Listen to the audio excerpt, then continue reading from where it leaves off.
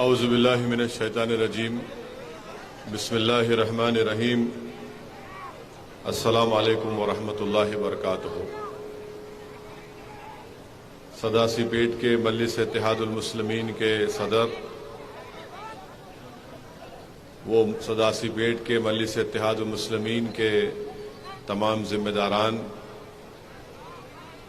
ज़हीराबाद के मजलिस इत्तेहादुल मुस्लिमीन के सदर, वो तमाम अराकीन मजलिस इत्तेहादुल मुस्लिमीन ज़हीराबाद, संगारेड्डी के मजलिस इत्तेहादुल मुस्लिमीन के सदर मोतमद व तमाम अराकीन, बिदर के मजलिस इत्तेहादुल मुस्लिमीन के सदर व अराकीन मजलिस बिदर,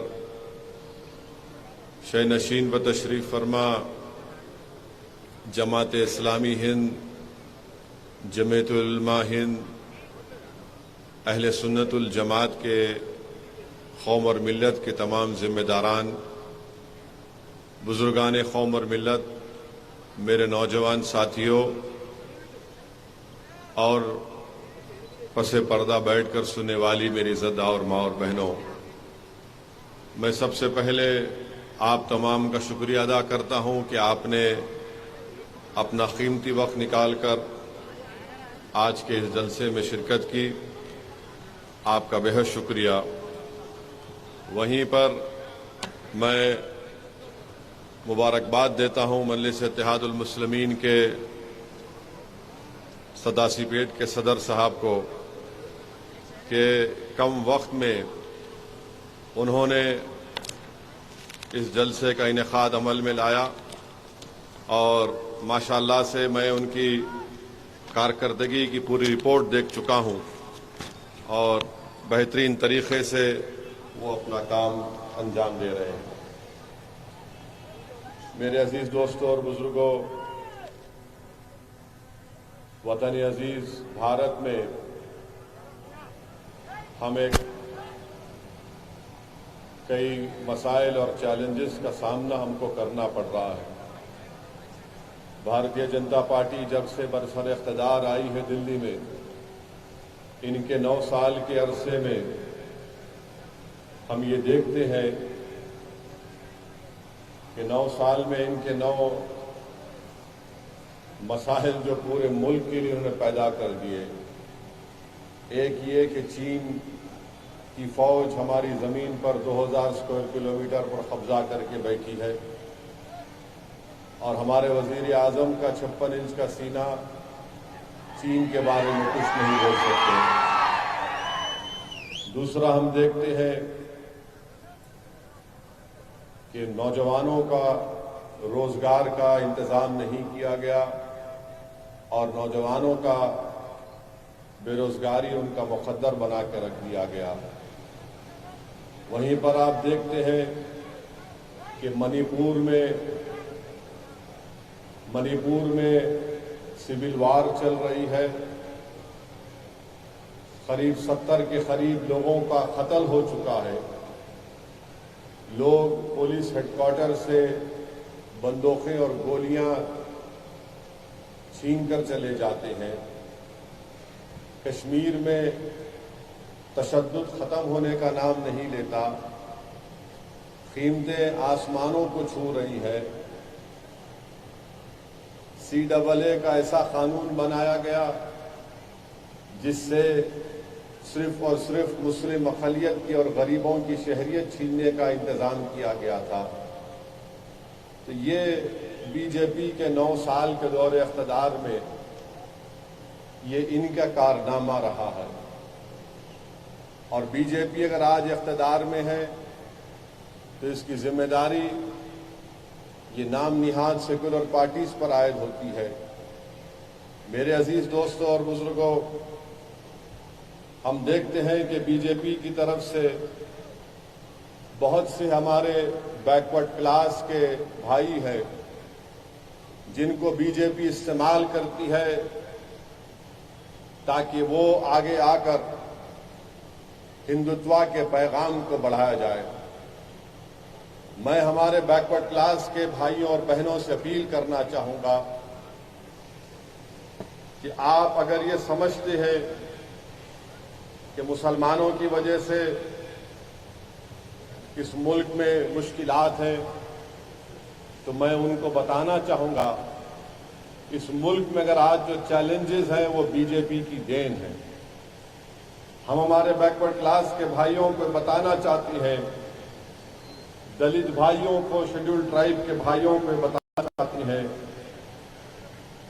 कि गवर्नमेंट ऑफ इंडिया में 91 एडिशनल सेक्रेटरीज हैं और आपको ये सोचना है, हमारे दलित भाइयों को, बैकवर्ड क्लास के हमारे भाइयों को,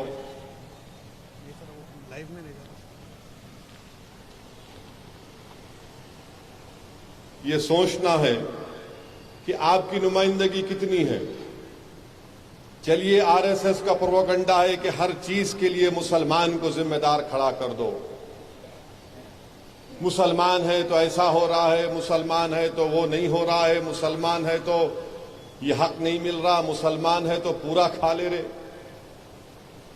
आप ये बताइए कि 91 एडिशनल सेक्रेटरी के पोस्ट गवर्नमेंट ऑफ इंडिया में है, इसमें शेड्यूल कास्ट, शेड्यूल ट्राइब और बैकवर्ड क्लास के कितने लोग एडिशनल सेक्रेटरी के पोस्ट पर हैं?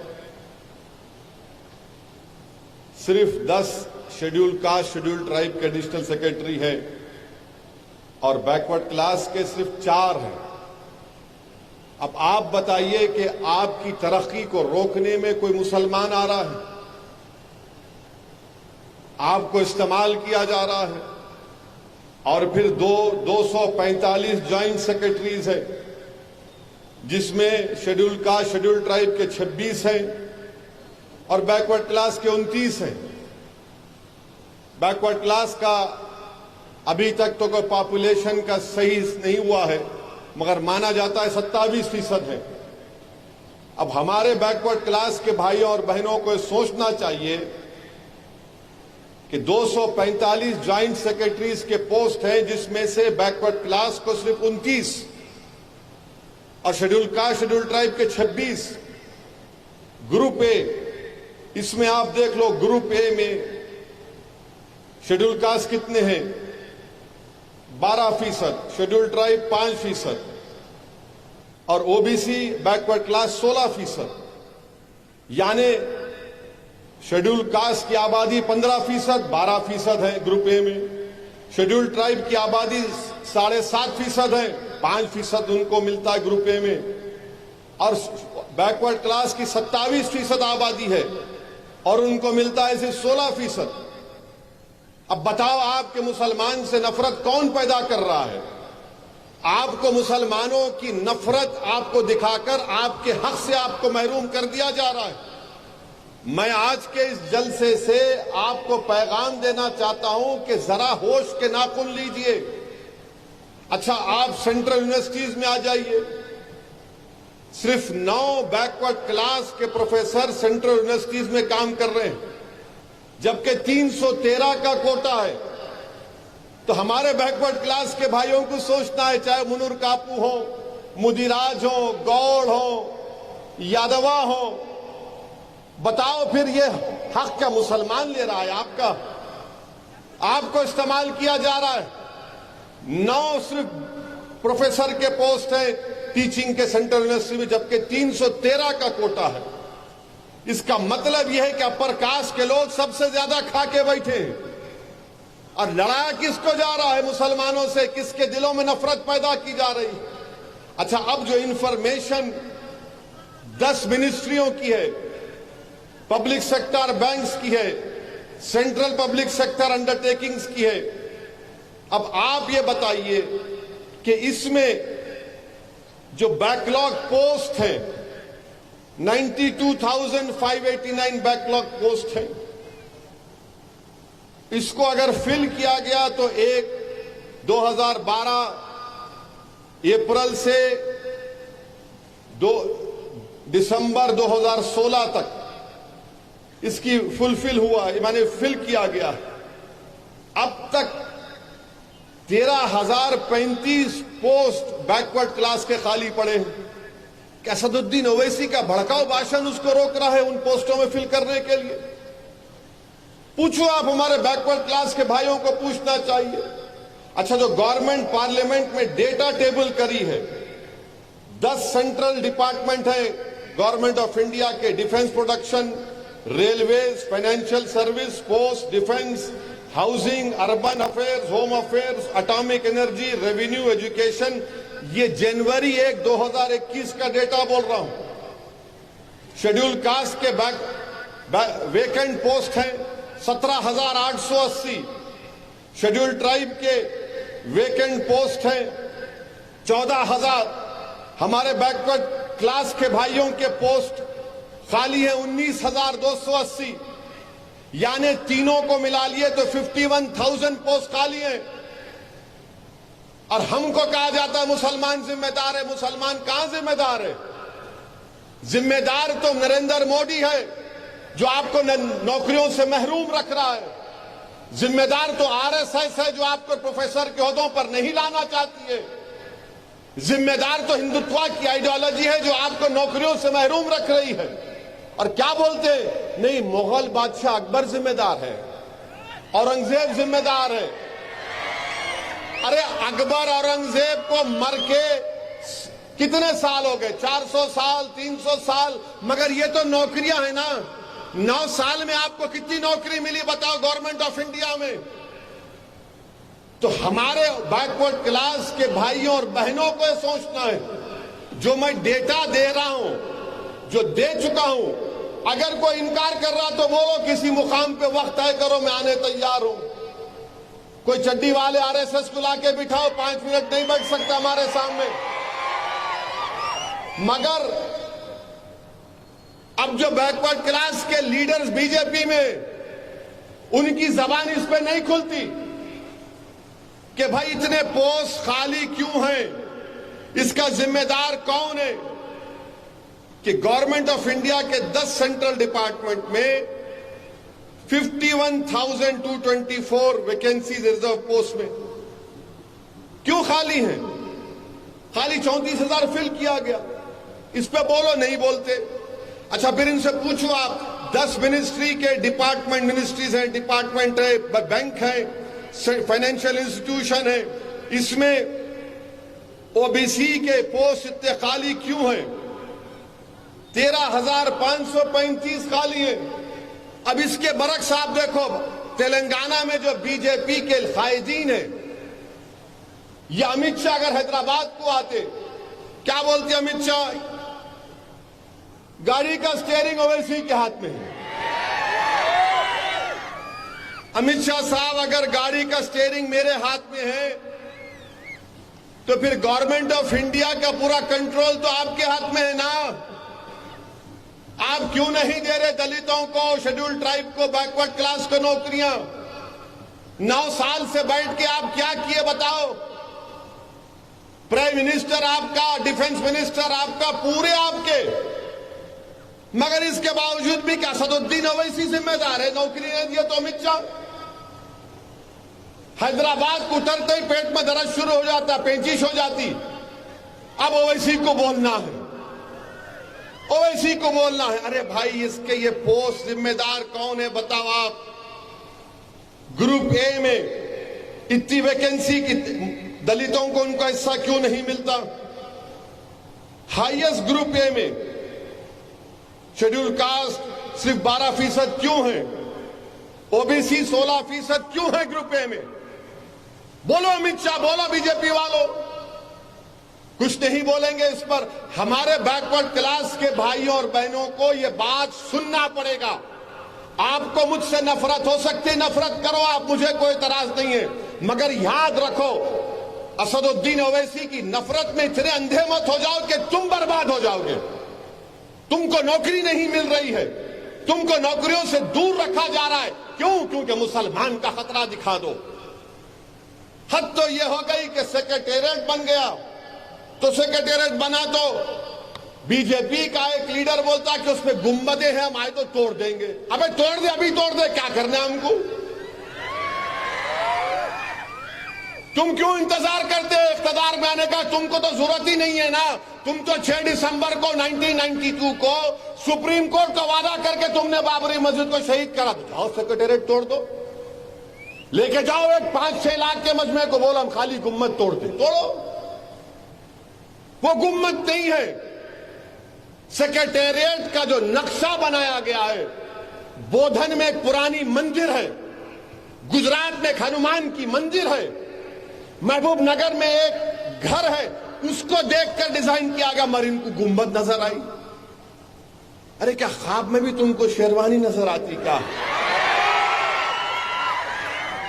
सेक्रेटेरिएट के गुंबद को तोड़ देंगे, तोड़ो, अभी भी तोड़ सकते हैं आप जाके, आप तो तोड़ने में माहिर हैं, आप तो तोड़ ही सकते हैं, आप जोड़ कहां सकते हैं? आप जोड़ना आपको आता नहीं, दिलों को तोड़ना आपको आता है, मिलाना आपको नहीं आता, नफरत फैलाना बीजेपी को आता है।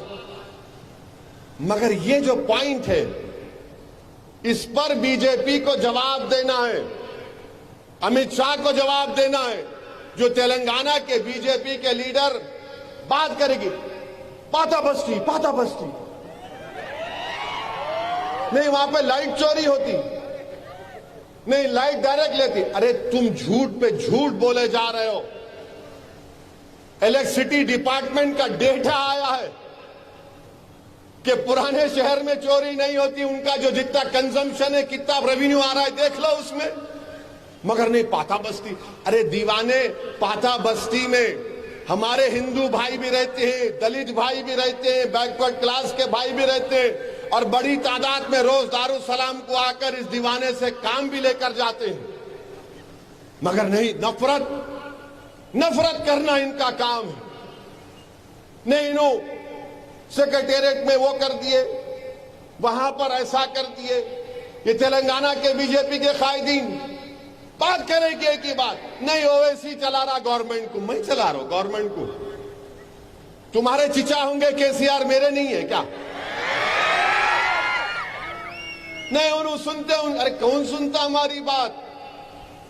हम तो ताकत के बलबूते पर अपनी बात को मनवाते हैं। ये जो मजमा आज बैठा हुआ है, ये पैगाम दे रहा है टीआरएस को भी, बीजेपी को, कांग्रेस को भी, ये पैगाम दे रहा है।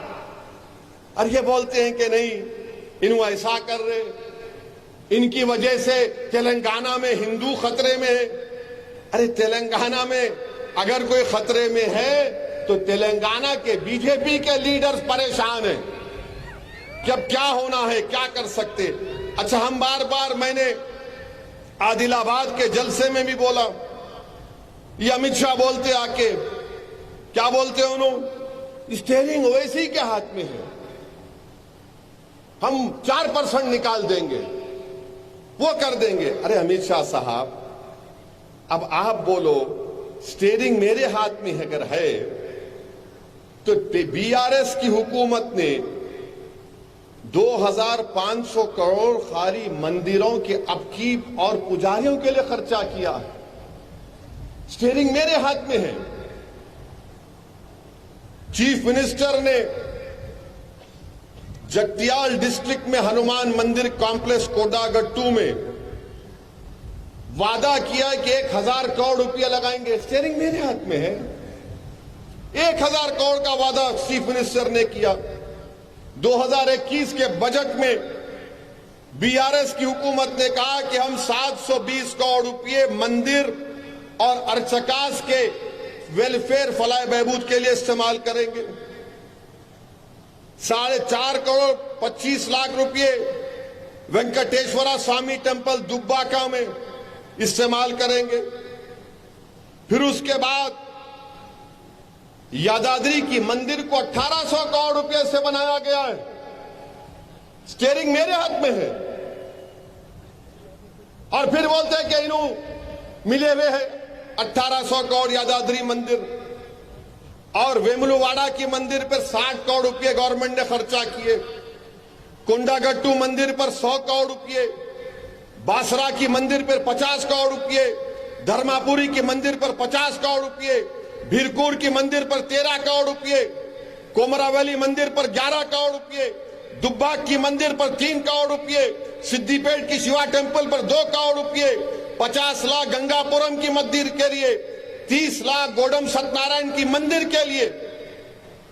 और फिर 156 करोड़ स्पेशल डेवलपमेंट फंड मंदिरों की तरक्की के लिए और 1890 करोड़ रुपए under the temple work fund for the development of यानी मंदिर के जो लोग आते हैं मंदिरों को पूजा करने के उनकी सहूलत के लिए।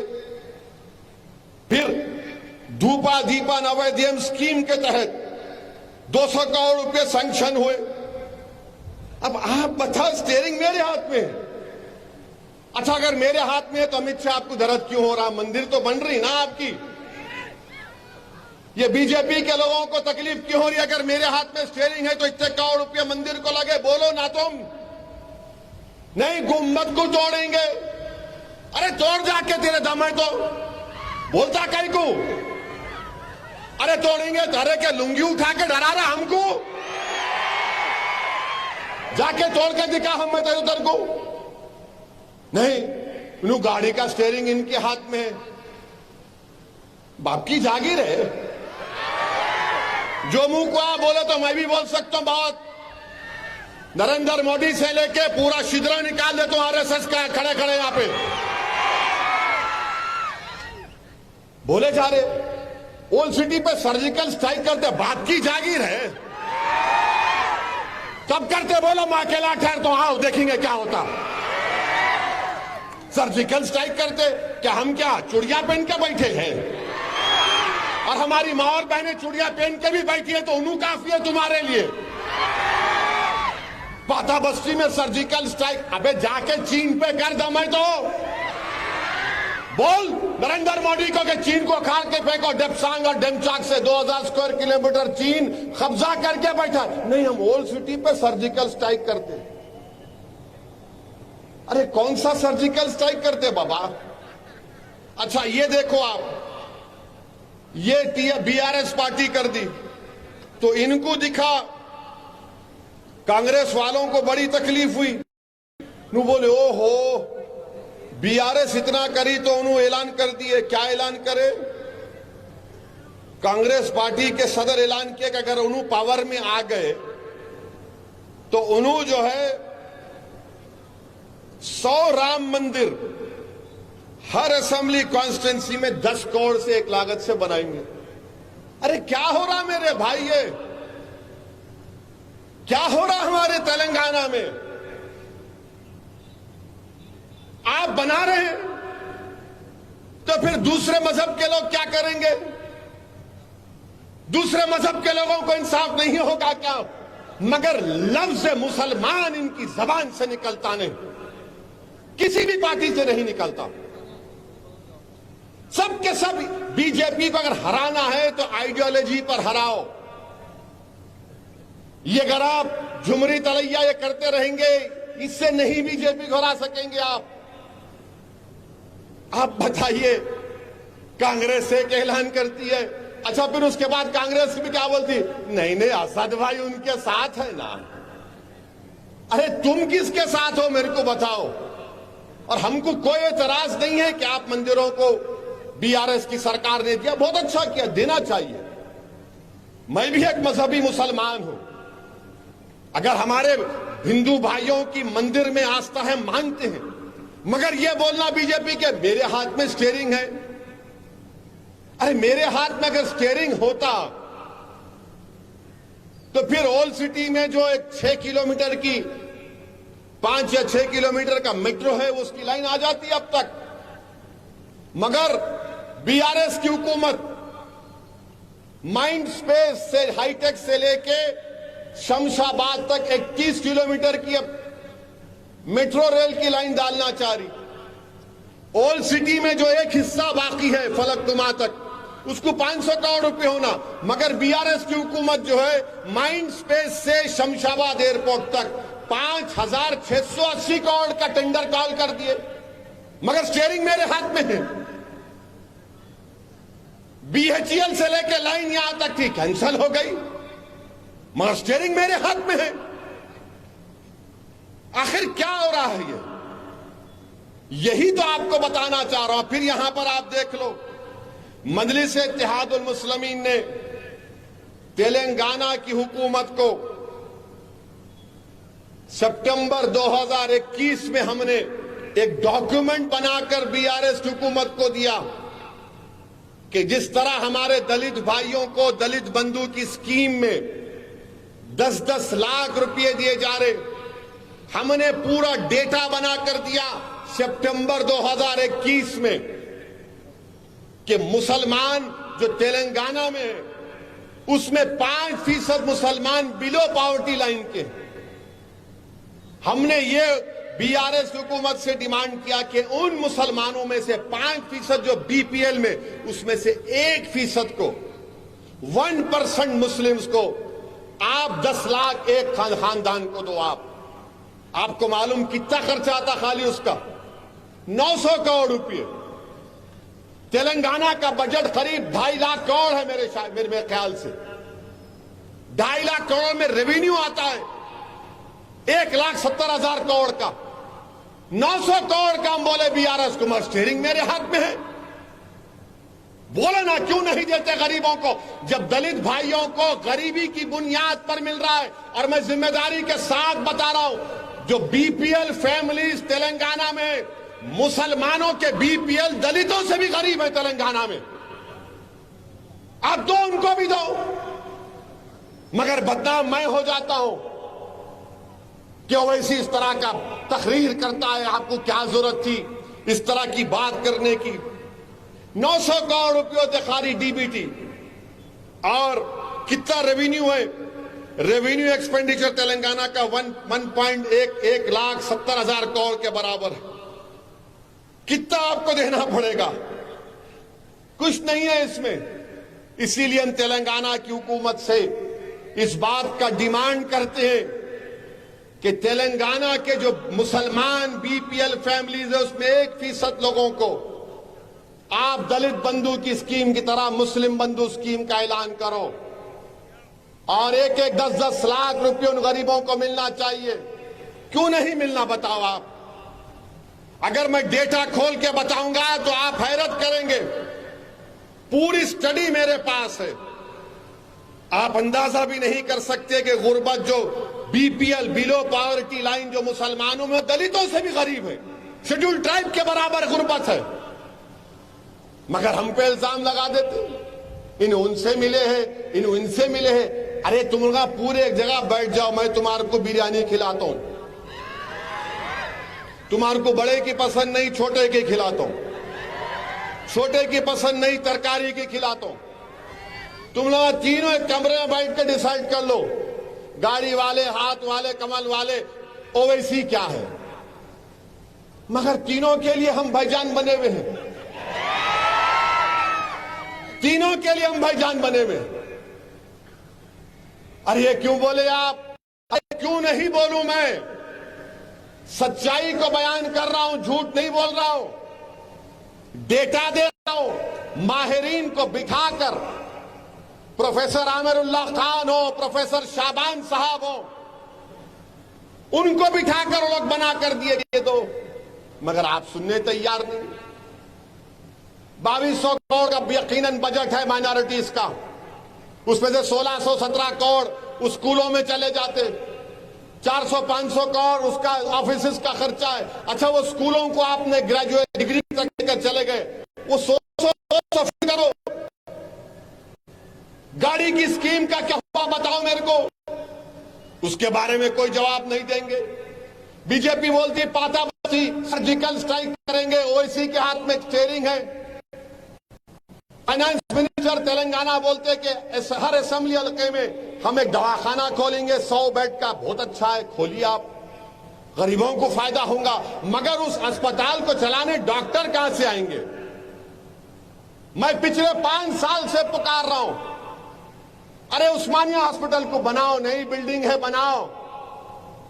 मीटिंग लिए पिछले साल मई में, finance minister, health minister, Mahmood Ali deputy CM बैठे थे मर्री चन्ना रेड्डी के एचआरडी ऑफिस में। बोले कि देखो ऐसा नक्शा बनाए, ऐसा बनाएंगे, पुरानी बिल्डिंग को रखेंगे, इसके तरफ में ऐसा बनाएंगे, वो बनाएंगे। 1 घंटे का पूरा बाजा बजा। मैं बोला भाई साहब वो सब छोड़ दो, बनाते कब बोलो।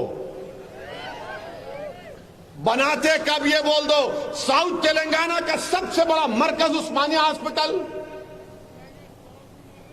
अब आप देखो वहां पे निम्स में 2022 करोड़ का एक्सटेंशन हो रहा। वरंगल में अस्पताल बन गया, बहुत अच्छा है। वो जब साइकिल वाला जो गम के पैंडिला मार मार के भाग गया आंध्रा को, वो नायडू गांधी का दवाखाना बनाया, उस्मानिया का नहीं बनाया। अरे उस्मानिया के नाम से नफरत क्यों है मेरे को बताओ।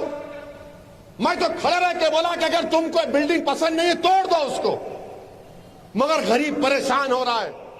हिंदुस्तान का मशहूर मेडिकल कॉलेज है, बनाओ उसको आप, मगर नहीं, निम्स को बनाएंगे।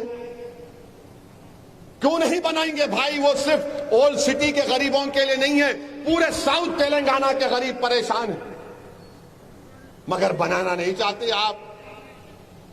ओल्ड सिटी में 6 किलोमीटर का एक मेट्रो है, 500 करोड़ नहीं। आप माइंड स्पेस से शमशाबाद 5,600 करोड़ रुपए का टेंडर कॉल करे, अब इस जून में उसका टेंडर ओपन होगा, मगर बीजेपी बोलती मेरे हाथ में है।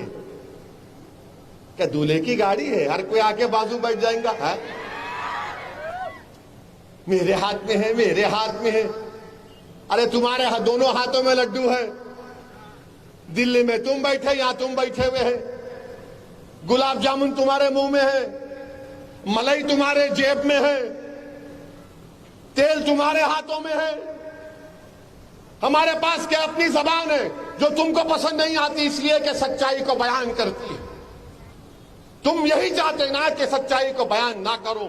मार दो मुझे, जान ले लो हमारी, खत्म कर दो हमेशा के लिए हमारी आवाज को, मगर मेरे मरने से मेरी आवाज, मेरी सोच खत्म नहीं होगी। याद रखो, जो सच्चाई होती है वो हमेशा जिंदा रहेगी। जो झूठ रहती है इंसान के मरने के बाद वो मर जाती है, जो सच्चाई रहती है अल्लाह उसको जिंदा रखता है सुबह कयामत तक। मेरे अजीज दोस्तों और बुजुर्गों, ये माहौल मुल्क में बन चुका है। असद साहब बहुत अच्छे हैं, मगर हम उनके बाजू नहीं खड़े रह सकते। कई को भाई मैं खा जाऊंगा तुम्हारे को नहीं, आपके साथ दिखे तो उनका वोट नहीं मिलता, उनका वोट नहीं मिलता। यानी हमारा साथ होना, मगर साथ में फोटो नहीं होना।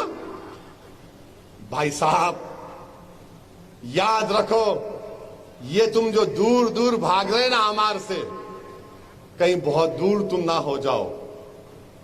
प्यारे करीब रहो, करीब रहने से तुमको फायदा है। मगर पूरे मुल्क में ऐसी माहौल है, जितने सेकुलर पार्टियां हैं, चाहे वो आरजेडी हो, लालू की पार्टी हो, मुसलमान होना मगर मुसलमान बाजू नहीं होना। समाजवादी पार्टी है, अखिलेश को मुसलमान होना मगर फोटो में नहीं होना। कांग्रेस है, मुसलमान होना मगर दूर रहना। राष्ट्रवादी कांग्रेस है, मुसलमान है मगर दूर रहो। बीजेपी को मुसलमान होना ही नहीं। भारत के वजीर आजम बोल दिए कि दूर दूर तक मुसलमानों की मेरे को जरूरत नहीं है। एक मुस्लिम एमपी बीजेपी के पास नहीं है, एक मुस्लिम मिनिस्टर नहीं है, और फिर बीजेपी थालियां मार के बोलती सबका साथ, सबका विकास, सबका विश्वास। क्या ड्रामा कंपनी है भाई ये। मगर बीजेपी ऐसा कर रही तो सब सेकुलर पार्टी बोल रही नहीं नहीं नहीं, असद भाई अपने ही थे। मगर जरा माहौल देखो, आप माहौल क्या देखने का है। नफरत का मुकाबला नफरत से नहीं कर सकते, जहर का मुकाबला जहर से नहीं कर सकते, डर का मुकाबला डर पैदा करने से नहीं कर सकते। नफरत का मुकाबला करना है तो मोहब्बत से करो, डर का मुकाबला करना है तो बेखौफ होकर करो, मोहब्बत करो। ये कैसी मोहब्बत तुम्हारी? आप बताओ, मेदक पार्लियामेंट हलके में करीब 1.5 लाख के करीब क्रिश्चियन वोट है। तेलंगाना में क्रिश्चियन माइनॉरिटी फाइनेंस कॉर्पोरेशन का चेयरमैन नहीं है। अब मेदक का जब पार्लियामेंट का इलेक्शन होगा, आज याद रखना मेरी बात को आप, एक बहुत बड़ी शख्सियत मेदक के पार्लियामेंट इलेक्शन में इलेक्शन लड़ेगी। 1.5 लाख के करीब क्रिश्चियन वोट और हम तो माशाल्लाह उसमें अच्छे खासे हैं। मगर जब इलेक्शन होगा, अरे भाई देखो क्या हो रहा है। अरे मेरे दोस्त, बीजेपी की जब से हुकूमत बनी है सबसे ज्यादा निशाना किसको बनाया गया है? गोश्त के नाम पर अखलाक को मारा गया, आपको नहीं मारा जाता। गोश्त के नाम पर पीलू रगबर को मारा गया, आपको नहीं मारा जाता। प्रधानमंत्री ने कहा कि कपड़े देखकर पहचानो, जेलों में हमको डाल दिया गया। देश के गद्दारों को गोली मारो डैश डैश बोले तो पुलिस की कस्टडी में हाथों में जंजीर है, गोली मार दी गई। 8-8 लाख की बंदूक है, 16 लाख की 2 बंदूक है जो भारत में बैन है, गोली मार दिए।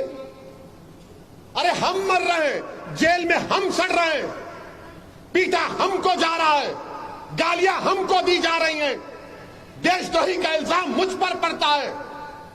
बताओ ऐसे माहौल में क्या कर रहे हैं लोग? नहीं, गरीब मताओ हम है ना तुम्हारे लिए। तुम क्या कोई पिक्चर के हीरो है? सुपरमैन की तरह यूं आ जाएंगे? कहीं नजर नहीं आते। हम तमाम से कह रहे हैं, बशमुल बीआरएस की हुकूमत से, याद रखो फिरका परस्ती का ये नाग सांप अपना सर उठा रहा है। अगर तुम इस नाग सांप का मुकाबला नहीं करोगे तो फिर नुकसान तुम्हारा होगा। अरे मैं तो 75 साल से लड़ते आया हूं, मेरे बाप दादा लड़ते आए, मेरे बाप दादा कुर्बानियां देते आए, मेरे बाप दादा अपनी जान और माल को कुर्बान किए। मगर तुम क्या कुर्बानी दे सकते हो? तुमको जिंदगी का खौफ, मुझे मौत का डर नहीं। तुमको जेल से डर, अरे हमको तो दुनिया हमारे लिए जेल है। बताओ, सोच लो हमारी बात को। 2024 में अगर बीजेपी को हराना है तो मोहब्बत अगर करते ना तो खुल के करना। ये खाली चिलमन के पास उन्होंने आए नहीं आए, चेहरा दिखा नहीं दिखा। अरे जब प्यार किया तो खुल के बोलो हम प्यार करते तुमसे। और मंजलिस की ये फितरत रही है, मंजलिस जिसको दोस्त बोलती दोस्ती निभाती, और जिस दिन मंजलिस कहती है कि नहीं दोस्त नहीं तो पूरी ताकत से मुकाबला करते। उस पोजीशन पर मत लाओ मंजलिस को, उस पोजीशन पर मत लाओ हमको। ये क्या हो रहा है हमारे तेलंगाना में? क्या हो रहा है बताओ आप? कैसे तमाशे हो रहे हैं? जगतियाल में हमारी बहन बस से बैठी है, झगड़ा होता है 2 औरतों का, खत्म था। पुलिस कैसा ही आता, आके थप्पड़ मारता उसको और खाली ट्रांसफर कर देते हो उसको आप। उल्टा उस बच्ची पे मुकदमा है, बच्चों पे मुकदमा है। अच्छा किए जो एहतजाज किए। मैं सलाम करता हूं उन तमाम मुसलमानों को जिन्होंने उस बच्ची कर जो तमाचा मारा, उस पर एहतजाज किया। मैं सलाम करता हूं तुमको। कुछ नहीं होता, डरने की जरूरत नहीं है। अगर तुम ऐसी डरते रहोगे फेसबुक को आके अरे छोड़ो निकालो। मगर क्या हो रहा है?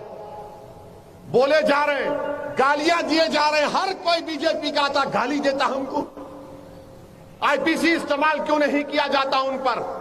अरे नहीं नहीं, इधर ठहरो भाई, इतना जज्बात में मत करे। क्या जज्बात में नहीं आना? कानून नहीं है क्या? कानून का इस्तेमाल नहीं होगा? मेरे अजीज दोस्तों और बुजुर्गों, फिर आप आ जाइए। आपके जिले में हमारे सदर साहब लंबी एक लिस्ट बना के दिए कि साहब जरा बोलो इसके बारे में। सदासी पेट के रुकने असेंबली कांग्रेस के हैं, दिखते ही नहीं बेचारे। जग्गा कहां है तुम सारे जग्गे हमारे नहीं दिखते, हमारे एरिया में दिखते ही नहीं। इनको भी डर है, मैं मुसलमान के करीब गया तो वोट नहीं मिलता मेरे को। हम क्या कोई अछूत है? हमारे को लगाए तो क्या, हाथ लगाए तो क्या तुमको कोविड हो जाता? नहीं नहीं, दिखते ही नहीं, गायब है उन्होंने। सदासी पेट की म्यूनसिपैलिटी 25 करोड़ का तरक्याती फंड। भाई आप सबको दो ना, मुसलमान इलाकों को भी दो। आप नहीं देना चाहते, मगर स्टीयरिंग मेरे पास है। कब्रिस्तान की 5 एकड़ अराजी बाउंड्री वाल के साथ दिया गया, मगर उसको इस्तेमाल करने के लिए और फंड होना, मगर नहीं। वो शादी खाने की अराजी, उसको अच्छा करना है, पैसे नहीं दिए जाते। सदासी पेट में हमारी बच्चियों के लिए उर्दू मीडियम डिग्री कॉलेज नहीं होने से तुलबा की तालीम तर्क हो जा रही। खोलो ना स्कूल कॉलेज, डिग्री कॉलेज खोलिए। कलेक्टर साहब आप तो खोलो कम से कम। अच्छा, सदासी पेट में एक मुसलमान के राशन छाप है नहीं, है नहीं। अरे तुम तो मुंह खोलो, मेरे से मोहब्बत नहीं करते तो बोलो ना, प्यारे खुल के बोलो। एक तो राशन छाप दो, गाड़ी का स्टीयरिंग मेरे है तो कम से कम दिखाने के लिए तो दे दो। एक राशन कार्ड, एक राशन छाप दो। एक भी मुसलमान के पास नहीं है, मगर 4% रिजर्वेशन है। फिर आप वो देखिए, क्या है ये, हाँ असल बात, संगारेड्डी असेंबली हल्के में 62,000 मुस्लिम वोट है जग्गा। बीआरएस वालों हमारे पास 62,000, और जितनी पोलिंग हम करते कोई भी नहीं करता। उस दिन हम लोग मोहब्बत में दीवाने होते, नहीं जाके मारना, ठकाठक मारना। मगर ठकाठक मार रहे तो ठकाठक मिलना भी ना कुछ, खाली ठकाठक मारे, मगर उसके बाद हाँ मिलेंगे, हम है ना, आई को फिक्र कर रहे तुम। उनके 4-5 चमचों को भी जाते, अरे नहीं नहीं नहीं ऐसा है, अरे ये चोर है पूरे ये चमचे, ये अपना उल्लू सीधा कर लेते। तो ये काम है संगारेड्डी के असेंबली सदासी पेट में। फिर हमारे ख्वाजा साहब संगारेड्डी के मजलिस के सदर, उन्होंने बोले कि वक्फ बोर्ड की जमीन जो है 5 किलोमीटर दूर है, कब्रिस्तान की सैंक्शन हुई, और फिर सर्वे नंबर 311 में वक्फ की जमीन है। ख्वाजा साहब उस जमीन पे कब्जा कर रहे टीआरएस के कारपोरेटर। क्यों, तुम्हारे अम्मा में जहेज में आई थी ये? ऐसे ही बोलना पड़ता है इन लोगों को। सर्वे नंबर 311 में वक्फ की जमीन है, वार्ड नंबर 16 में। इनके अम्मा के जहेज में आई थी क्या? वक्फ की जमीन है, तुम्हारे बाप की नहीं है, वक्फ बोर्ड की है। कैसा कब्जा हो रहा वो? रोकना चाहिए इसको। ये क्या है? नहीं, इलेक्शन आएंगे तो सब मिठे खट्टे बातें। तैयार हो जाओ बाप, अब यहां से शुरू होने वाला है भाइयों बहनों। अब इस जहीराबाद में हमारे सदर साहब बता रहे, इलेक्शन के वक्त 25 एकड़ जमीन मुसलमानों को कब्रिस्तान के लिए देने का वादा किए। 4.5 साल हो गए। एमएलए साहब इलेक्शन हार गए तो क्या होता मालूम आपको? आपको कोई पूछता नहीं, गली का भी उन्हें नहीं पूछता आपको। जो वादा किए पूरा करो आप। और फिर उसके बाद हमारे मजलिस के दलित कायद है, कोहिर मंडल से जेडपीटीसी का इलेक्शन लड़े, 1500 वोट लिए हार गए। एमएलए को जाके बोले एक दलित बंधु दो, तुम्हारे को दिए तो क्या फायदा, मेरे को अच्छा नहीं होता फायदा। ठीक है, हम याद रखेंगे, हम माफ जरूर करते मगर भूलते नहीं, याद रखो। ये आपका कारनामा है जमीन के ऊपर। आखिर ये कैसे होगा? मेरे अजीज दोस्तों और बुजुर्गों, मैं आपसे अपील कर रहा हूं कि इस असेंबली इंतखाबात में हमको सोच समझ कर अपने वोट का इस्तेमाल करना है। मैं आया इसलिए हूं कि आप तमाम से मशवरा करने के लिए। बुजुर्गों से उनकी राय हासिल करने के लिए, हालात का जायजा लेने के लिए। और हुकूमत का भी ये काम है कि हमारी ये बातों को नोट करें। मैं जो कह रहा हूं इसलिए कह रहा हूं ताकि आप जाकर हुकूमत तक हमारी बात को पहुंचाएं। और माशाअल्लाह से जहां कहीं मेरा जलसा होता है वहां पर मोदी की तरफ से कदमी होता और रियासती पुलिस की तरफ से कदमी होता, दोनों लिखते साबिनु लव लेटर ये है आपका, सदुद्दीन ओवैसी ये बोले आपके बारे में। आप सुनिए उस बात को, उस पर अमल करिए। भारत के प्रधानमंत्री से तो अब क्या बोल सकते, पार्लियामेंट का इफ्तिताह हो रहा, प्रधानमंत्री लेट गए। देखे फोटो, आप देखे नहीं देखे, देखो ऐसा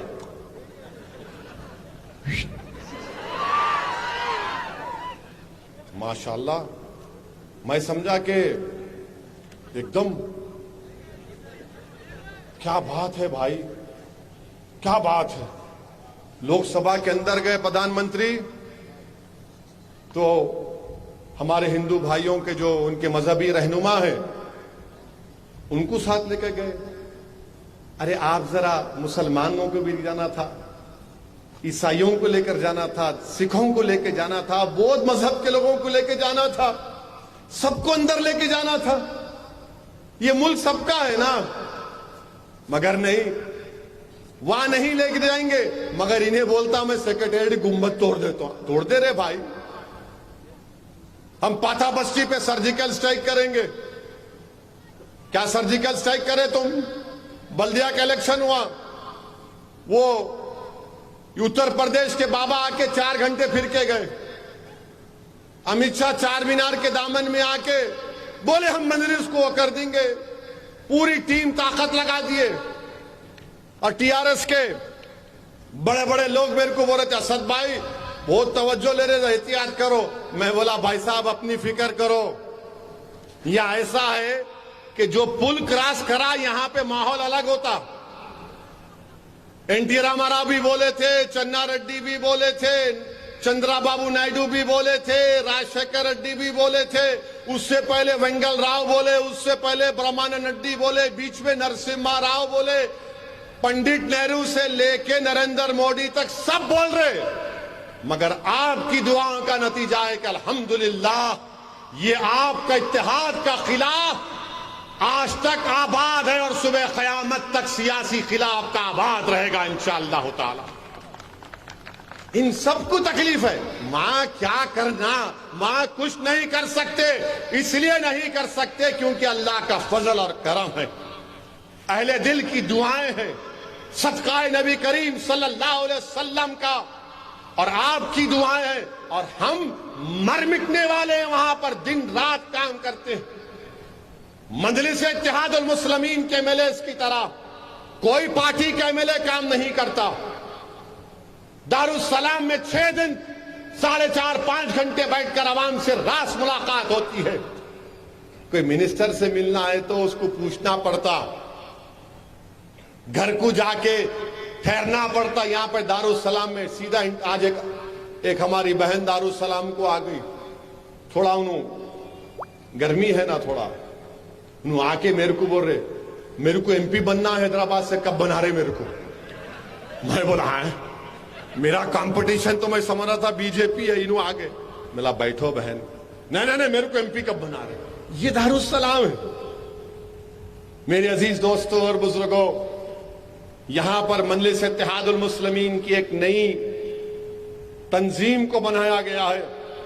मेरी आपसे गुजारिश है कि आप इनको मजबूत करिए। संगारेड्डी में मजलिस को मजबूत करिए, जहीराबाद में मजलिस को मजबूत करिए, पूरे तेलंगाना में मजबूत करिए।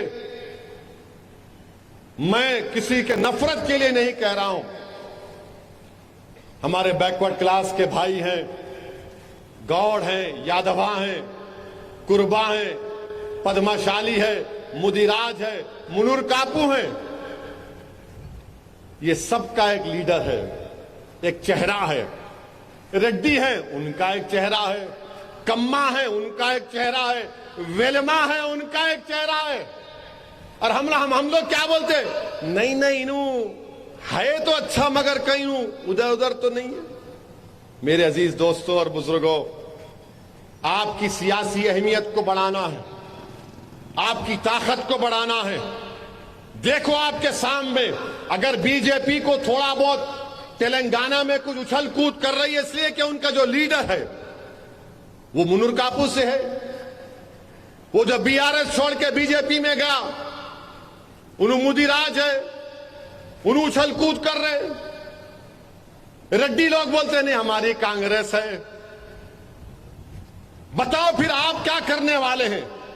मैं आपको बता रहा हूं कि सियासी तौर पर अपने जहन में इस बात को पैदा कर लो आप कि मजलिस इत्तेहादुल मुस्लिमीन हमारी आवाज है, मजलिस इत्तेहादुल मुस्लिमीन हमारी शनाख्त है, मजलिस इत्तेहादुल मुस्लिमीन हमारी दुआओं का नतीजा है। इस जमात को आज जो मुकाम मिला है वो आपकी दुआओं से मिला है, आपके बुजुर्गों की मेहनतों से मिला है। और जो लोग कल तक मुझे तनकीद करते थे आज भी करते, अब तो अपने नंबर बढ़ाने के लिए हर कोई वीडियो बना के बोलता असदुद्दीन ओवैसी ऐसा, असदुद्दीन ओवैसी ऐसा। मेरे को लोग बोलते साहब ये वीडियो देखो। एक दिन मैं थक गया, मिला क्या देखूं यहां, बोले नहीं ऐसा बोले, मिला उन्हें कहा मेरा ससुरा है, हा? बोलता बोलने दो उसको, जमहूरियत है। उत्तर प्रदेश में हम नहीं जीते, पूरे के पूरे खड़े हो गए। असदुद्दीन ओवैसी नहीं जीते। अरे नहीं जीते मेरे भाई, मालूम है मुझे। मैं जो लड़ाई लड़ रहा हूं आज के लिए नहीं लड़ रहा हूं। मैं जो लड़ाई लड़ रहा हूं उत्तर प्रदेश में, बिहार में, झारखंड में, मगरबी बंगाल में, ये आने वाले कल के लिए लड़ रहा हूं। मैं जानता हूं कि मेरी जिंदगी में शायद ना मिले, मगर कम से कम मैं जमीन, उस सख्त जमीन को नरम करके छोड़ दूं। उस जमीन पर जो पहाड़ है उनको उखाड़ कर फेंक दूं। उस जमीन में जो नासूर है उसको निकाल कर फेंक दूं। उस जमीन में जो जहर है उसको निकालूं। उस जमीन में जो सांप है उसको हटाऊं, ताकि मेरे बाद जो नस्ल आएगी वो फसल उगाएगी उस पर इंशाअल्लाह ताला। ये मेरी जिंदगी का मजलिस का मकसद। नहीं कामयाबी मिली, नहीं। अरे कामयाबी के लिए कौन पैदा हुआ दुनिया में? दुनिया में आए तो जिद्दोजहद करने के लिए आए। दुनिया में आए तो अल्लाह की बारगाह में इबादत करने, सजदा करने के लिए आए। अरे जिसको दुनिया की कामयाबी से मतलब है वो ले ले, मुझे आखिरत की कामयाबी चाहिए। मुझे उस दिन रुस्वा नहीं होना है जिस दिन हशर का मैदान होगा। मुझे उस दिन शर्मिंदा नहीं होना है जब मजलिस के हमारे मुल्क और मिल्लत के बेशुमार रहनुमा खड़े होंगे। मुझे उस दिन रुस्वा नहीं होना है जब कमली वाले के सामने हम सब खड़े होंगे। मेरे अजीज दोस्तों और बुजुर्गों, इस मुल्क के हालात को आपको समझना है। डराने के लिए नहीं कह रहा हूं, जज्बात में लाने के लिए नहीं कह रहा हूं, सच्चाई को बयान कर रहा हूं। उत्तर प्रदेश में आज आप देखो, बल्दिया के इलेक्शन हुए मीरठ में, जहां पे सन 57 की जंग आजादी की शुरुआत हुई। उस मीरठ में मजलिस के मेयर के कैंडिडेट को दूसरा मुकाम मिला। 1,28,000 वोट मजलिस के मेयर के उम्मीदवार को मिले। मैं मीरठ की आवाम को सलाम करता हूं, अल्लाह उनको आबाद रखे। 11 कॉरपोरेटर हमारे जीते। संभल में मजलिस का चेयरमैन, जो कल तक मजलिस पर मजाक बनाते थे, संभल का समाजवादी पार्टी का एमएलए, सिटिंग एमएलए की घर में से एक खातून इलेक्शन लड़ी, वो चौथे नंबर पे चले गए, मजलिस का चेयरमैन बन गया। कांट में मजलिस का चेयरमैन बन गया। पूरे उत्तर प्रदेश में लोग परेशान हैं, ये आखिर क्या हो रहा है? ओवैसी नहीं भी गया तो यहां पर कामयाबी मिल रही है, क्योंकि उत्तर प्रदेश का मुसलमान इस बात को महसूस कर लिया है कि अब वक्त आया है कि हम घर में चिराग करेंगे। अब हम गैरों के घरों में जाकर चिराग नहीं जलाएंगे। अब वक्त आया है कि हम अपने घरों की दीवार को मजबूत बनाएंगे। हमने बहुत औरों की दीवारों को मजबूत बनाया। अब वक्त आया है कि हम अपना रास्ता बनाएंगे। हमने गैरों के लिए रास्ता बनाया इख्तिदार की कुर्सी पर बैठने के लिए। मेरे अजीज दोस्तों और बुजुर्गों, मुझ पर इल्जाम लगाने वालों, तुम लाख इल्जाम लगा लो, मुझे कोई फर्क नहीं पड़ता। मैं इलेक्शन लड़ूंगा, तुम लाख क्या क्या गाली देते दे दो, बी टीम, सी टीम, ए टीम, डी टीम, EFGHIJKL, जो जो बोलते बोल लो, मेरी जूती पर रखता हूं तुम्हारी बातों। मैं आवाम को जवाब दे हूं, ये आवाम मेरा साथ देने वाली है इंशाअल्लाह ताला। जो मुनाफिकीन हैं, जो बीजेपी से डरने वाले हैं, जो मोदी से डरने वाले हैं, जो इख्तिदार की कुर्सियों पर बैठने वालों से डरने वाले, वो तो घर में बैठकर ही मजलिस पर तनकीद कर सकते। अरे मेरी गाड़ी पर 6-6 गोलियां चलाई गई, बोलो किसका सौदा किया? क्या मैंने अपनी जान का सौदा किया था? क्या मेरे घर में बीवी बच्चे नहीं हैं? क्या मेरे पास मेरी ज़ईफ मां नहीं है? क्या मुझ पर जिम्मेदारी नहीं है मजलिस की? मगर मिले हुए हैं। अरे तुम्हारी गाड़ी पर एक पत्थर पड़ गया तो तुम 8 दिन घर से नहीं निकलते। 100 गरीबों को खाना खिलाते, खत्मे बुखारी कर लेते, खत्मे कुरान कर लेते, उसके बाद फूक फूक के खत्म डालते। मेरी गाड़ी पर हमला हुआ, 24 घंटे के अंदर मैं निकला, मैं जाऊंगा यूपी को। बताओ किस लिए निकला? क्योंकि मुझे मेरी जिम्मेदारी का एहसास है। मुझे मालूम कि अल्लाह ने मुझे मुकाम दिया है, मुझे उसकी जिम्मेदारी को निभाना है। मुझे इस बात का अंदाजा है कि सबसे ज्यादा मुझसे पूछ होगी कि अल्लाह ने मुझे अपने बेशुमार नेमतों से नवाजा। अल्लाह ने जबान दी, अल्लाह ने एक सोच दी, अल्लाह ने दिल में धड़कता हुआ दिल दिया सीने में। जो किसी मुसलमान या गरीब हिंदू भी तड़पता है तो मेरा दिल में तकलीफ होती, वो मेरा मिजाज है। अजीज दोस्तों और बुजुर्गों, इसीलिए हम आपसे अपील कर रहे हैं कि मजलिस को मजबूत करो। आपके बुजुर्गों ने मजलिस को मजबूत किया है और आपको मजलिस को लेकर आगे बढ़ना है। यकीनन असेंबली इलेक्शन आएगा, कितने सीट लड़ना है, मीडिया वाले बैठे हुए हैं, कब बोलते नहीं बोलूंगा मैं। कितने लड़ते हैं नु, यहां क्यों आए? सदासी पेड़, अरे हर जगह जाएंगे भाई, पूरा भारत मेरा है, मेरे अब्बा का है भारत, हर जगह जाएंगे। अरे जब हैदराबाद से निकलकर हजारों किलोमीटर सीमांचल को जा सकता हूं तो सदासी पेट नहीं आ सकता मैं? हैदराबाद से निकलकर हजारों किलोमीटर दूर ईस्टर्न यूपी को जा सकता हूं तो यहां नहीं आ सकता हूं? आऊंगा मैं। अभी तो शुरुआत है, तेलंगाना के इलाकों में जाएंगे, अपनी बात को रखेंगे। जो सरकार है, हुकूमत है, उनसे पूछेंगे कि देखो ये काम क्यों नहीं हो रहा है, ये काम कराओ आप। और हम तेलंगाना की हुकूमत से बोलना चाह रहे। मालूम हुआ कि अमित शाह ने शमशाबाद के पास, अरे ये क्या है मियां, ये रहने दो, मॉडर्न टेक्नोलॉजी दिमाग खराब करके रखे। हम समझे घर में ही होता है, ठीक है, रहने दो। मालूम हुआ कि शमशाबाद में एक बड़े इंडस्ट्रियलिस्ट साहब अमित शाह को एक घर बना के दिए। अब उन्होंने उस घर में आके शाह साहब रहेंगे, कहते महीने में 2 दिन रहते।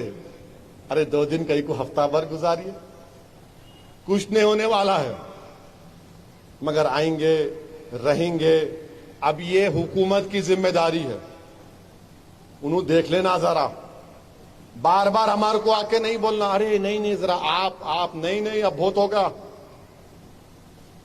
हमको आके गाली दे रहे, जो मुंह को आ बोले जा रहे। तो ये इनका काम है कि इन्हों नजर रखना। हम फिर से बोल रहे,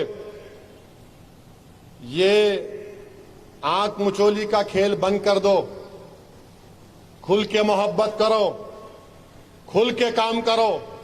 और कांग्रेस पार्टी तो खैर अब नहीं मालूम क्या होता उनका, एक के बाद एक, कभी उधर जा रहे, कभी इधर जा रहे। ये हालात तेलंगाना के हैं। मेरे अजीज दोस्तों और बुजुर्गों, मेरी आपसे दबन गुजारिश है कि हमको मुत्तहिदा तौर पर अच्छे फैसले लेना है। 2014 में, 2018 में अगर बीजेपी नाकाम हुई तेलंगाना में तो आपकी वजह से हुई, तेलंगाना की आवाम की वजह से हुई है। यहां की मिजाज में वो चीज नहीं है, मगर बीजेपी वो तमाम चीजें पैदा करने की कोशिश कर रही है। हम हुकूमत से भी बोल रहे कि बीजेपी को अगर रोक रही कोई चीज है तो मजलिस इत्तेहादुल मुस्लिमीन है। हमारी कोशिश होगी, हमारा ख्वाब है, हमारी पूरी कोशिश होगी कि सेक्रेटेरिएट पर जो बीजेपी वाले बोल रहे अपना झंडा लहराएंगे, नहीं, सेक्रेटेरिएट पर सिर्फ तिरंगा लहराएगा, तुम्हारा फ्लैग नहीं लहराएगा। इंशाअल्लाह ताला तुमको शिकस्त होगी। मगर जो हुकूमत है वो ये ना समझे, हमको टेक फॉर ग्रांटेड ना ले। इन कहां जाते, हमारे पास ही आते। एक बात याद रखो, जिंदगी में खुदकशी करना हराम है, सियासत में खुदकशी करना हराम नहीं है। कोई अगर जिंदगी में खुदकशी करा तो बीच में लटकता हूं उन्हें, मगर सियासत में अगर हम खुदकशी करेंगे तो नुकसान किसका होगा आप देख लो।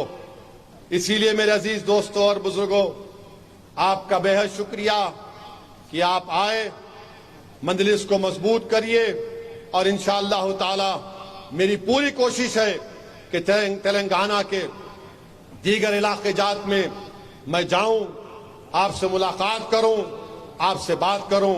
आपका बेहद शुक्रिया। मेरे साथ नारा लगाइए, नारे तकबीर, नारे तकबीर, नारे तकबीर, नारे तकबीर, हिंदुस्तान। सलाम।